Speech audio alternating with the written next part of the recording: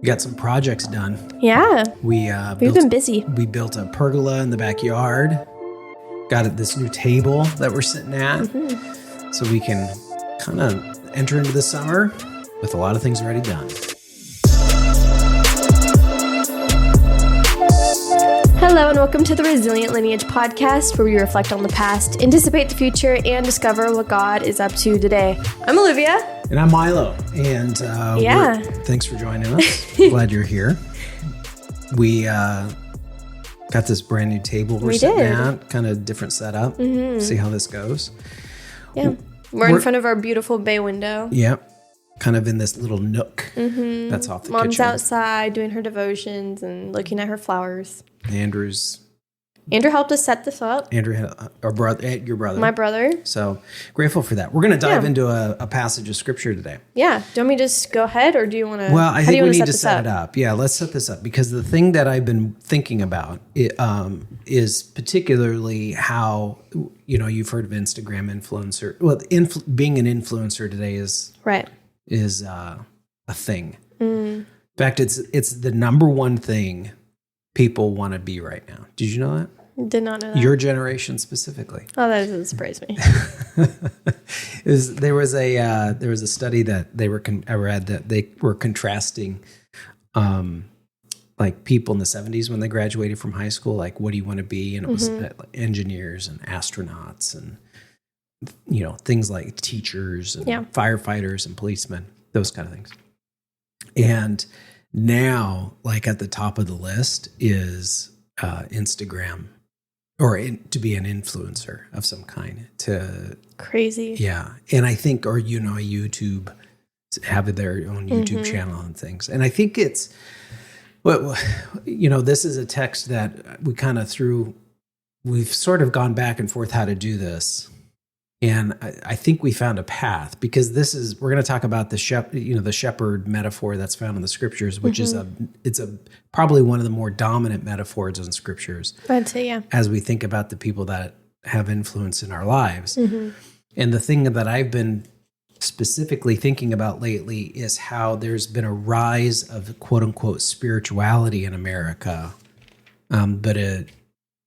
But people are hesitant to be associated with religion. Now, having said that, I did some research. 61% consider themselves to be religious in America, while 22% consider themselves to be spiritual but not religious, and then 17% neither religious or spiritual.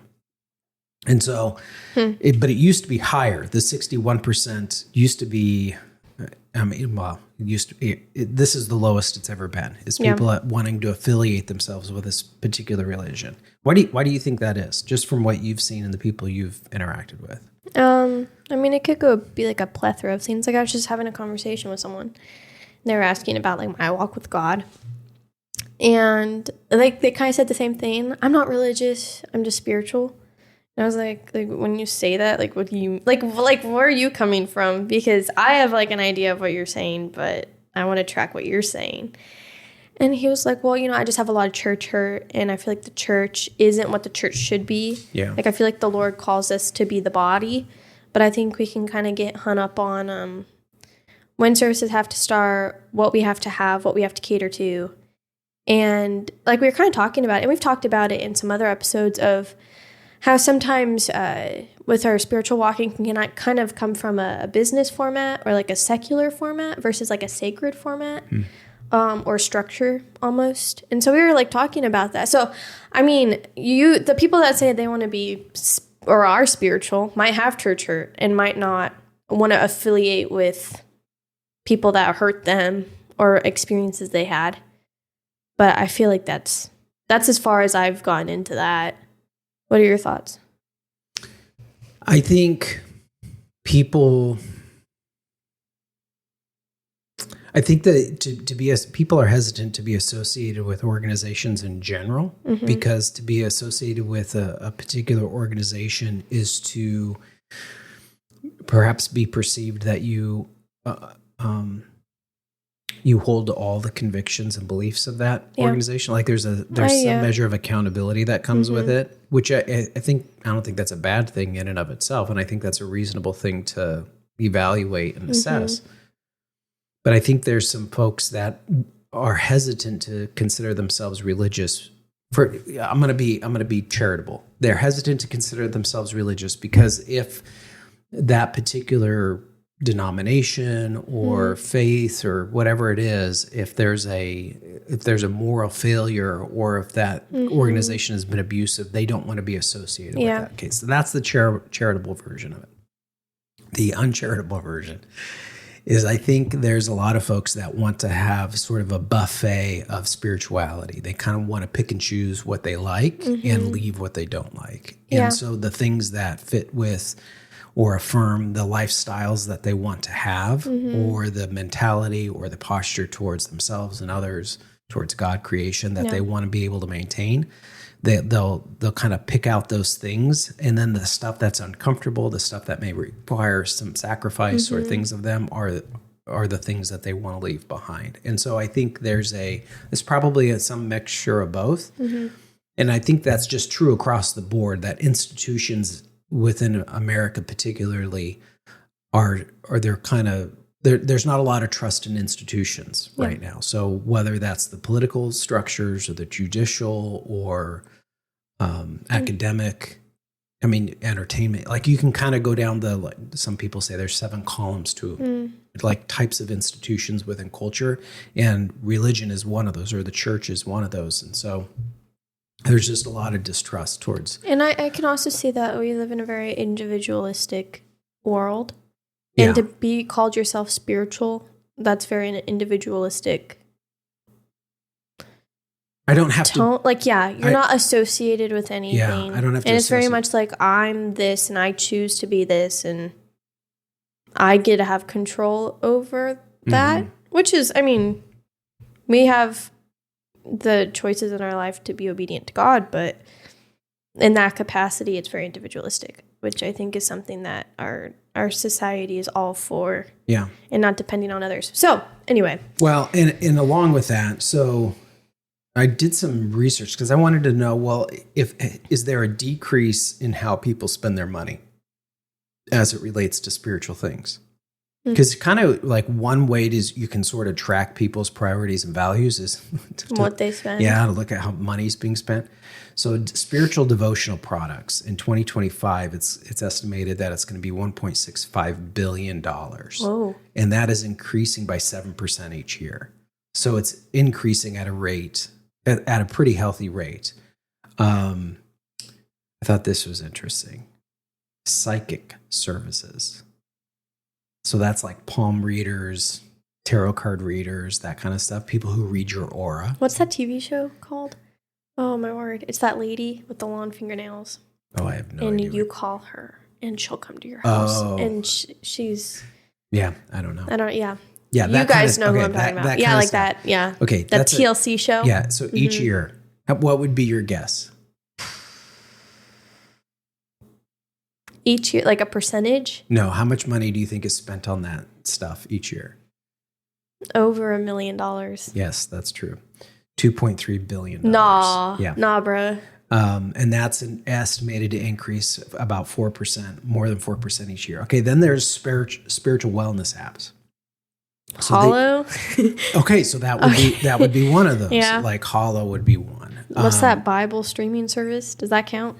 That would probably be in there. I think any app that the Bible app. It could be the Bible app if there was like a paid portion to it, right? So anything that sort of, so this is just spiritual wellness apps is a $2 billion industry. But this is like for all religions, though. Yeah, it could be anything. It could be anything. It could be.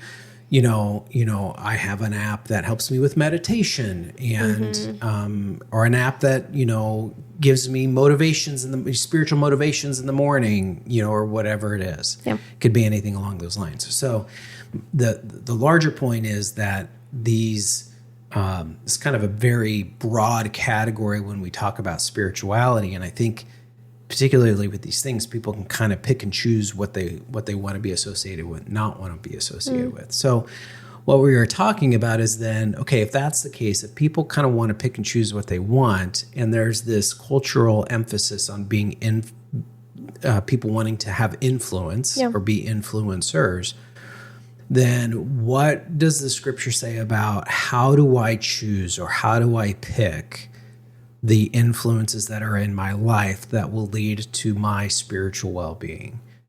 And I think that's a very reasonable question to ask. We had a whole episode, I don't know the episode number off the top of my head, on how to find a church. But so this, I think, would pair with that as far as like who should be those influences in your life. And we're going to look at John chapter 10, because I'll set up the context. So Go for it. Jesus has healed a man, and he healed him on the Sabbath. And because of that, the religious rulers viewed that as a quote unquote type of work, which is interesting because they don't claim that the man wasn't healed. They're bothered by how he was healed or the timing of it. Yeah.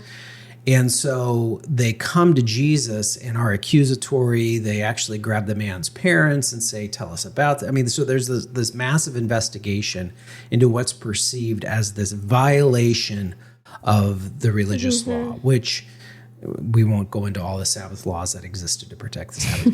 But the larger point is there's religious rulers, spiritual leaders in this area that are coming against Jesus. And there's a response that Christ has where he creates a framework to be able to assess how do you know what people's motives are. Yeah. How can you assess people's motives in their desire to provide quote unquote spiritual care to folks? So with that said, this is a lengthy passage. John chapter 1, verse 1. John chapter 10. John, what did I say? Oh, John chapter 10. Verses 1 through 1 16. through 16. You want to go for it? Yeah. We did a run through not that long ago and read it, and it went bad. So this is my second time reading through it out loud on the podcast. You know, if you didn't say that, nobody would know. Well, but anyway. be praying.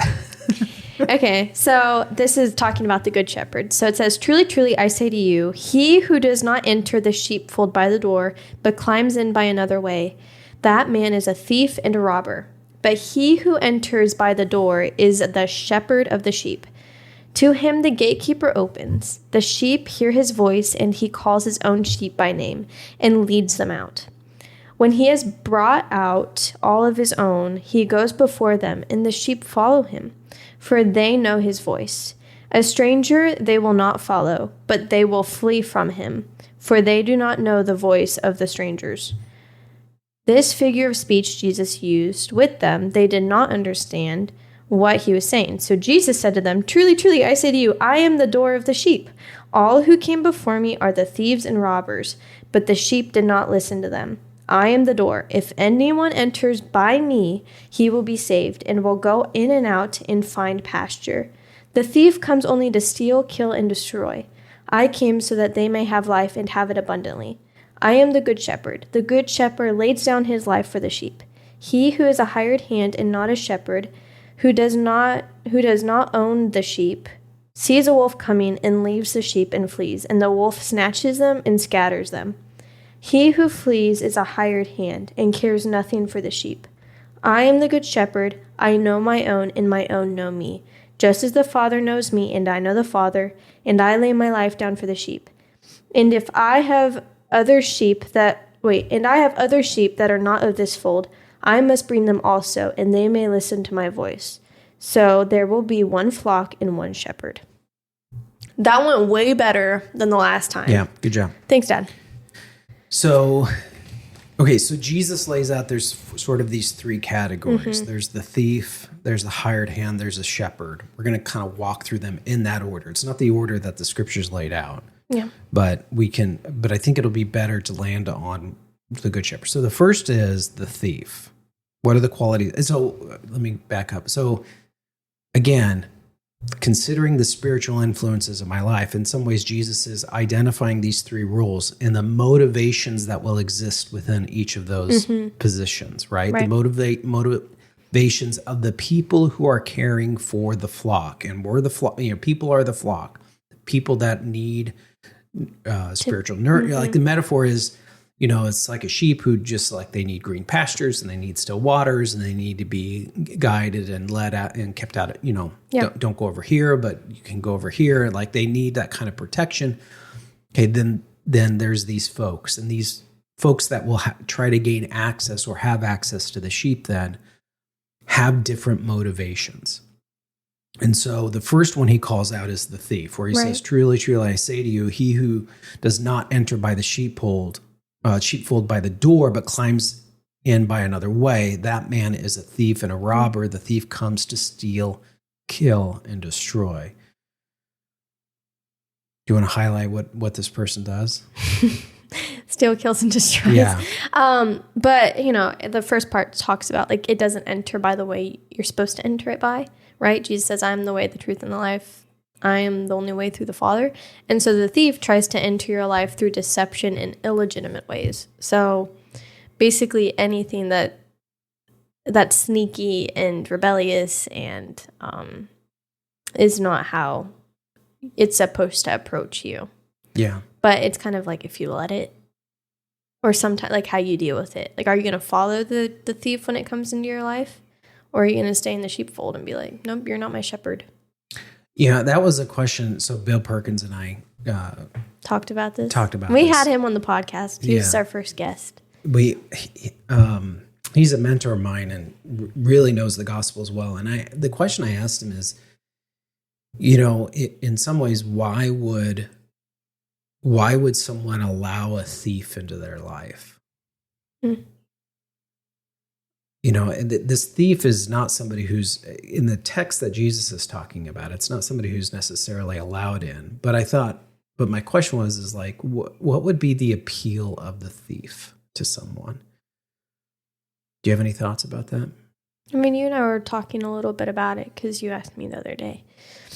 And it could be that, you're in a season of life where you don't feel like anything's changing and you don't see the fruit and you don't feel like God's there. And that, like, those are real feelings. Like, you're going to walk through seasons in your life where you're just not going to know if God's listening to you or you feel seen or heard. But the thief will make it sound like he knows where you're at and he'll know how to get you out of it. And so that just seems super appealing. So the thief, I don't think, comes in like a big bad wolf all the time. I think he comes in like, "I can get you out of this situation because I know how you feel, and I promise you will feel better," and gives us like those fake promises. And in those moments, we can feel tempted to be like, "Okay, yeah, I'll follow you." And then what ends up happening? Like, it just scatters the sheep, and the sheep don't know his voice, and they end up just getting lost. So I think for convenience purposes, that the thief seems more attractable than God does sometimes, but that's just like, you got to start listening to your convictions. Yeah, I think people are probably vulnerable. I'm vulnerable to the voice of the thief when I'm discontent with where life is. Mm-hmm. If things are good and things are going well, generally speaking, that's the thief's voice doesn't hold as much confidence. And it's interesting. It doesn't say, so, the idea of this sheepfold is it's this penned-in area where the sheep have gathered, perhaps at night or because there's a storm or something like that, to keep them all located in one place. And like sometimes, like I know shepherds would have them in caves. It's already like a natural, like. Right. They would but the idea is they're sort of hemmed in to keep them from being scattered due to, fear or some kind of threat that would disperse them and things. And so it doesn't say that this is a thief who comes into the pasture and steals sheep out of the pasture. It's the thief that comes into where they've all kind of collected because there's a perceived threat somewhere. And what I wonder is, in those places where I might not, like you said, I might not be real thrilled about my life circumstances and where I'm at. And I feel like I have a limited amount of options. And perhaps I only have one option. And the option is wait. Right. Which, the amount of passages of scripture where we're challenged to wait on the Lord.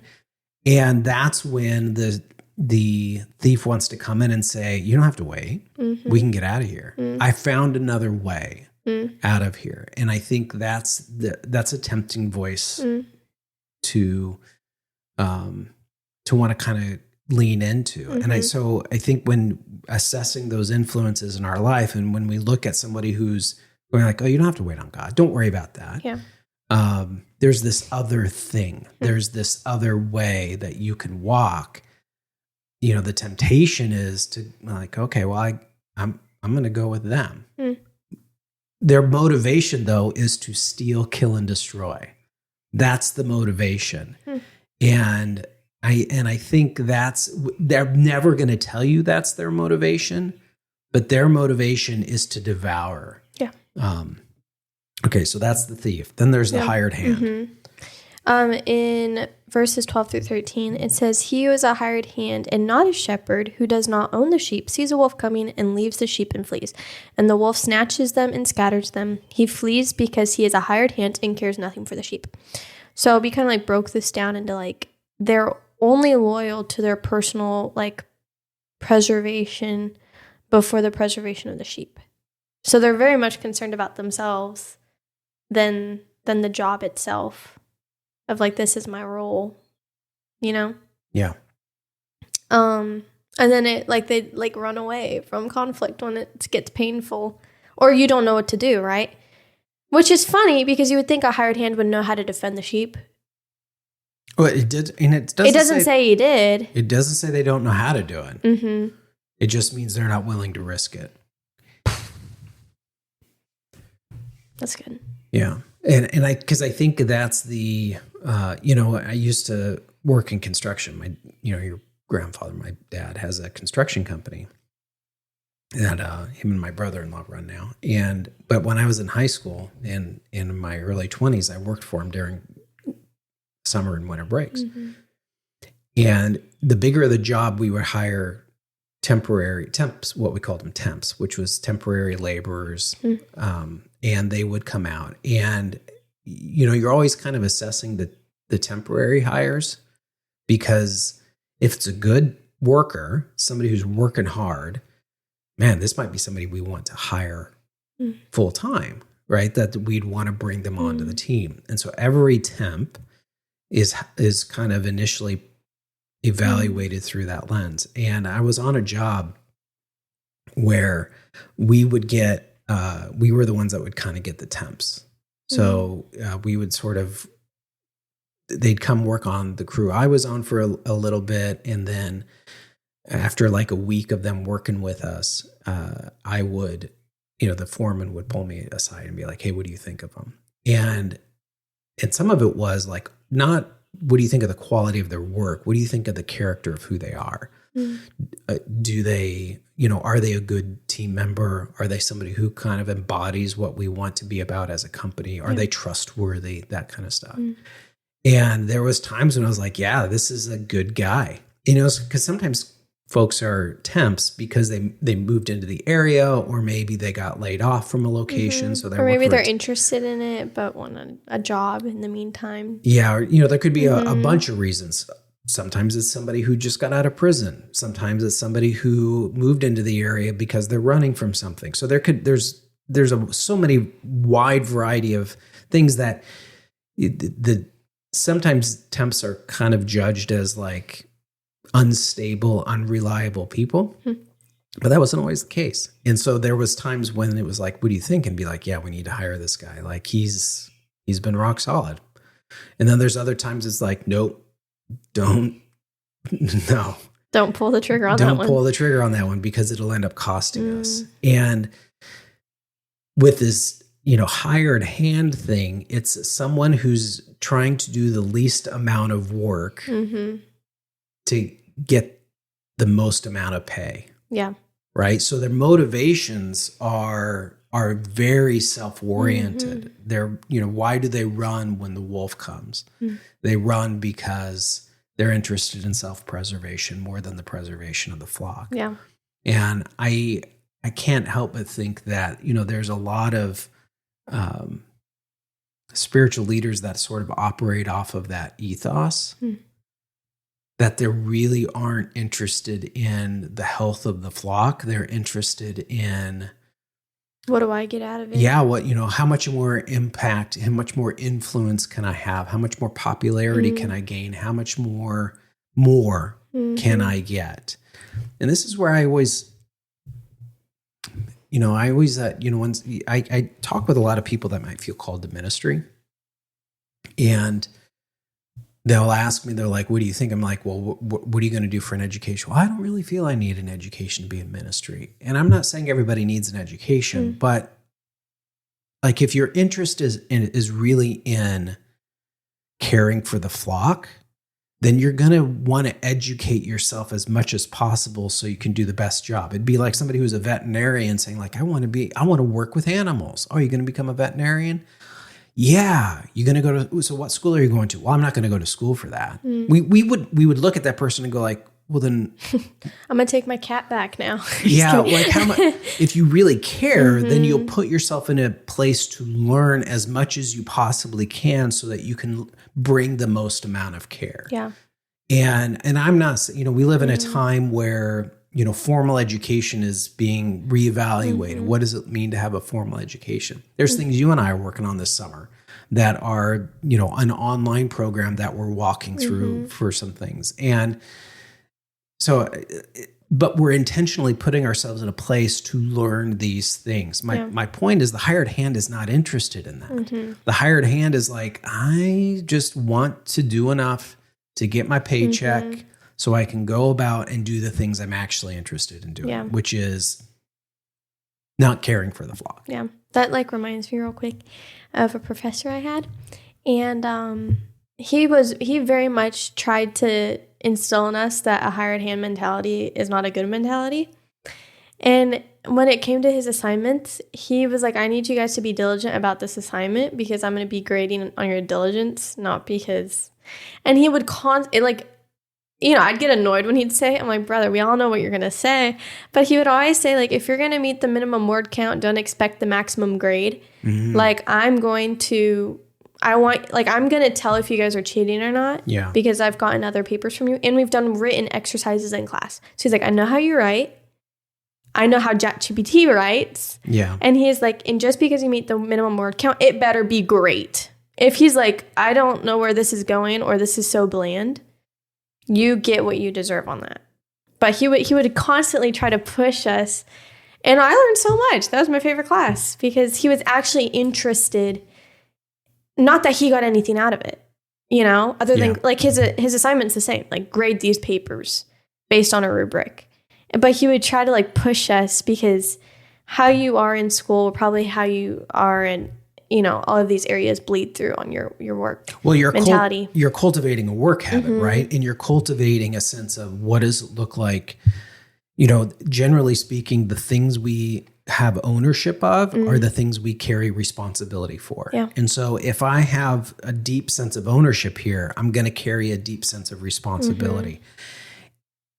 For a lot of the hired hand does not want to own because the minute they have to gain some ownership of what's going on here, then their sense of responsibility has to increase. And that's not where they want to carry their sense of responsibility. Yeah. So here's my question, kind of similar to the thief. Why do people allow hired hands to have an influence in their life? It could be convenience of if you could do this for me, great. This is all you have to do. And then they take that and they're like, since this is all I have to do I really have to go that far in defending? Do I really have to go that far in defeating? Do I really have to go that far into leading and following? And it's kind of like a harder, whenever you have a hired hand, I think they're never going to do the same job you want them to, or maybe they're not going to do the same performance as you would. And you shouldn't expect that out of them. Or unless you've already had that conversation. But what do you think? Well, I think it could be twofold. I think one is, I'll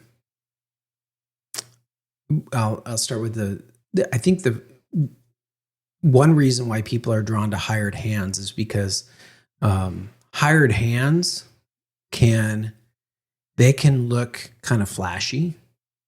So you put it in today's parlance. I think there's a lot of influencers out there in the Christian spiritual realm that look super cool.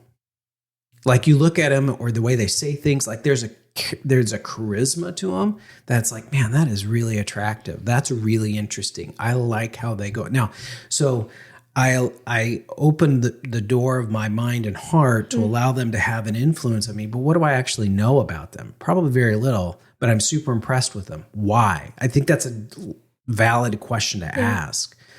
Like, why am I impressed with them?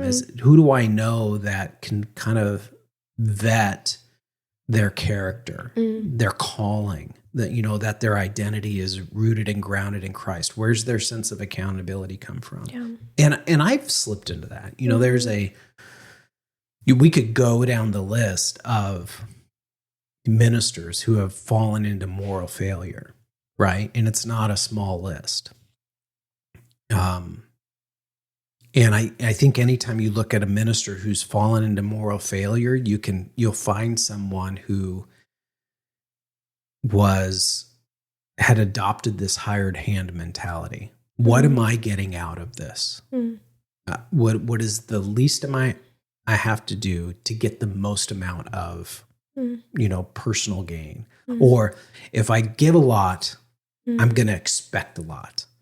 And I think there was years ago, I used to have a list of folks I kind of wanted to hear in person before I died, or before they died, like people that I really liked listening to their sermons, or I appreciated their perspective on things. And one of those people was Ravi Zachariah. We had read his books when I was in college. I thought he was a phenomenal apologist. I thought he was very clear and articulate and had a very logical and seemed to have a good grasp of philosophy to be able to frame things with a language that I wasn't raised with, or it wasn't common to me. Yeah. And then, he had this really powerful ministry. And shortly, I'm not sure if it was after he passed away or just before he passed away, but it came out that he had all of this kind of sexual moral failure while he was doing these ministries. And it sort of soured me on it. I had to kind of step back initially and go like, why do I have a list of people I want to hear? Like, that seems dumb. Am I, sort of glorifying some of these things and impressed with the parlance and the amount of crowds that are showing up and the popularity that they may have? Yeah. That's not, it's not to say there's things I can't learn from this individual, but maybe that shouldn't be the thing I consider or look at. And so kind of after all that, I was like, I'm not going to have a list.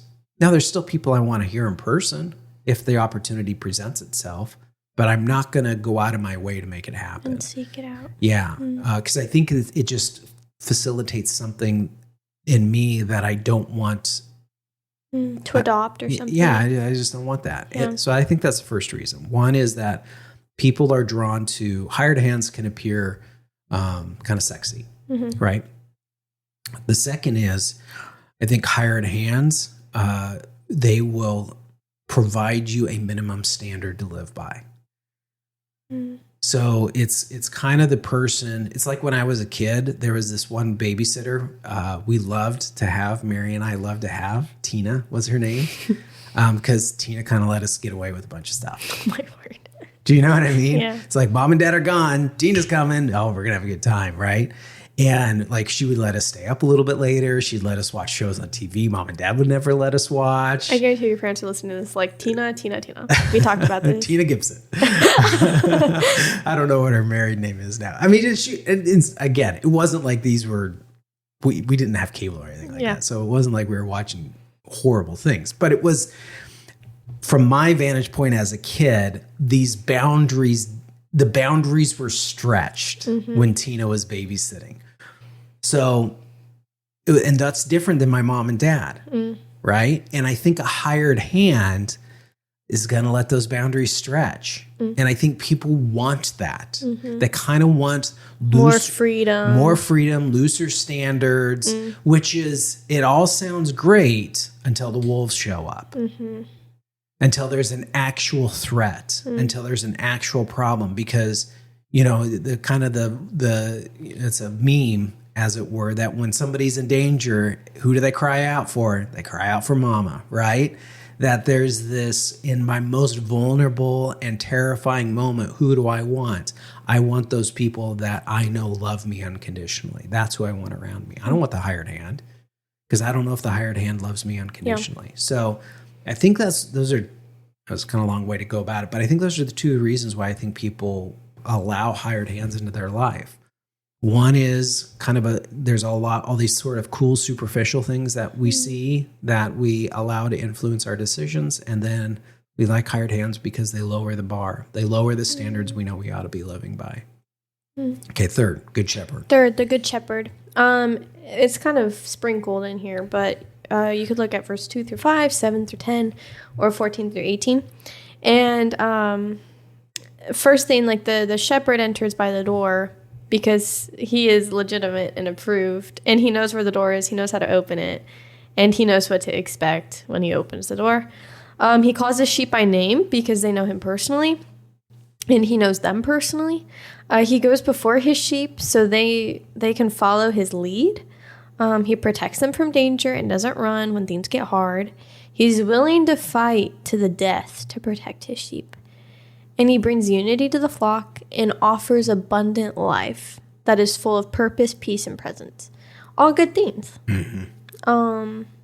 And it was obviously Jesus is the good shepherd. And I think it would be like, okay, but if Jesus is the good shepherd, then Jesus isn't my pastor. Like, where's the Jesus podcast at? Like, you know what I mean? Yeah. Where's the Jesus YouTube channel?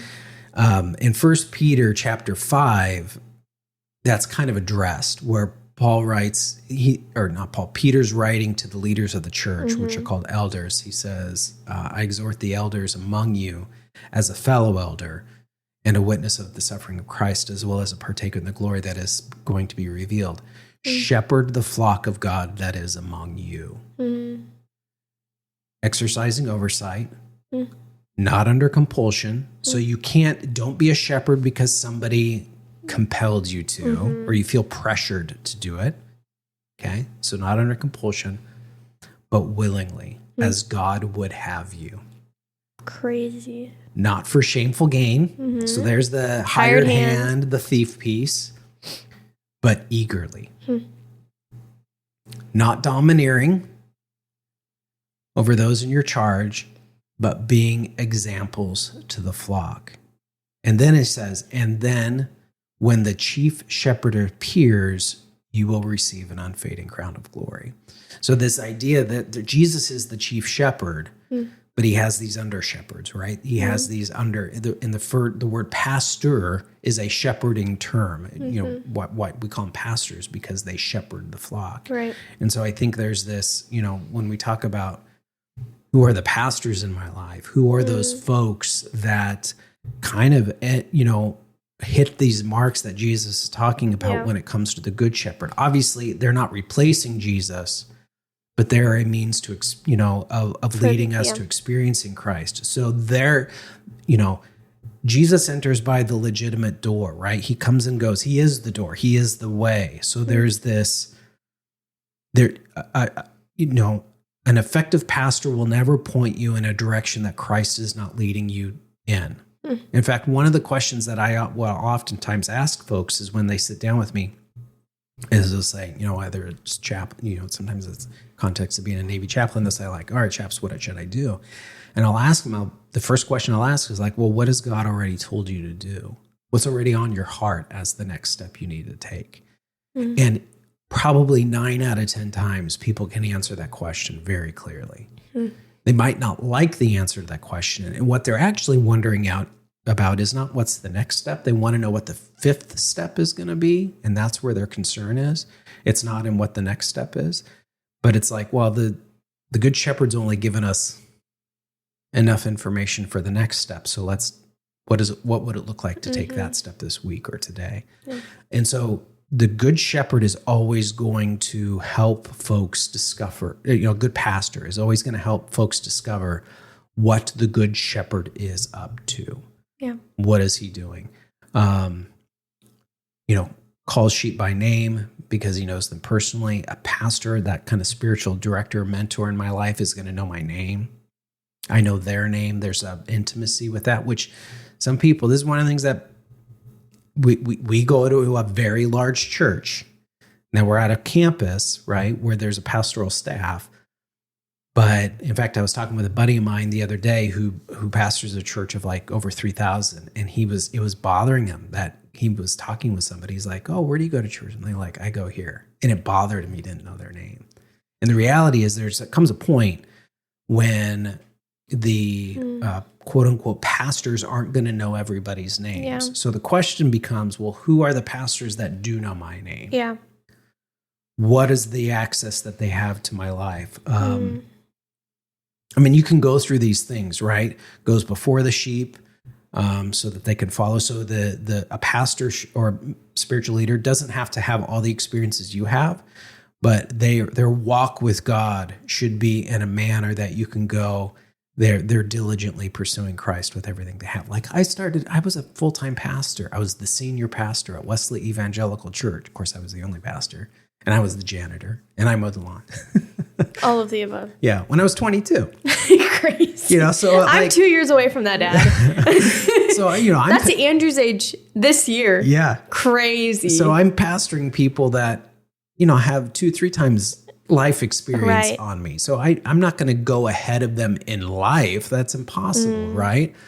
But they can have confidence that I was pursuing God with my whole heart, that I was in His Word daily, that I was I was developing what it meant to be a person of prayer, that I was setting things with appropriate priority in my home. So like, again, this doesn't have to be like, it always has to be somebody older. I think it's helpful if it's somebody older, because perhaps, in fact, we got together with David and Melody Ambrose this last week, who are really good friends of ours. Used to be our neighbors. David pastors a church in North Central Ohio. Really, really good couple. And in a lot of ways, Dave and Melody they're 10 years ahead of us in a lot of things. And so we've looked to them as an example for a lot of stuff. Well, what does it look like to find those people in my life, that they know who I am? They have these kind of access to my soul.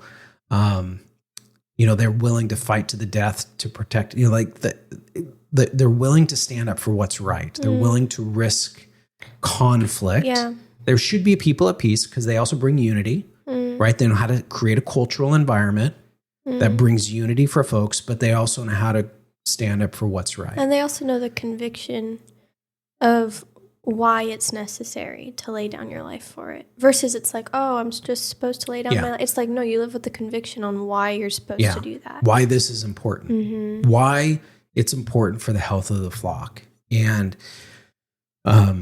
a shepherd does everything for his sheep. It's not like I just lead them once a week or twice a day and then bring them back in the pen and someone else feeds them. It's like, no, he's in charge of feeding and leading them to new pastures and taking them by still waters, knowing when waters are still and when they are a rush. Yeah. They're tracking the weather. They know when certain insects come up, and they know the seasons those breed, and they know what oil to put on the sheep's head so no nasty thing gets in their brains. And they're always thinking ahead. And keep going. No. Okay, well, we were talking about this in one of my classes in like the role of the shepherd. Yeah. And all shepherds like typically have a staff. And just to like lead and also like grab a hold of that sheep. That's like, come on, let's stick with the crowd.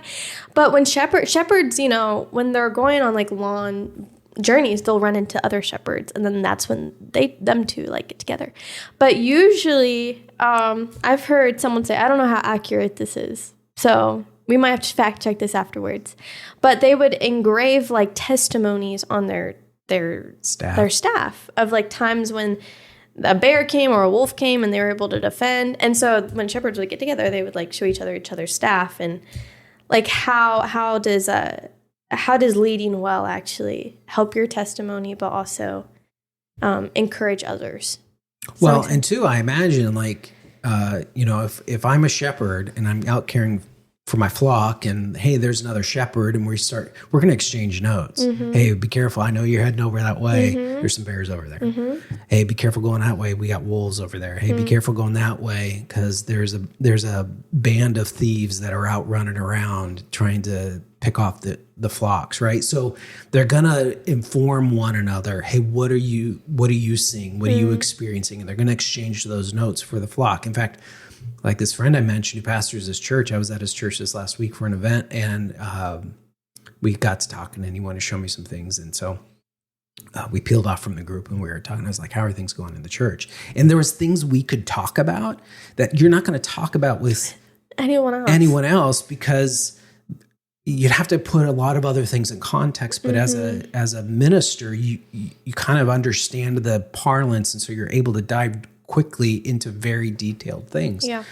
And so my point is in all of this is, as we're kind of going through this, is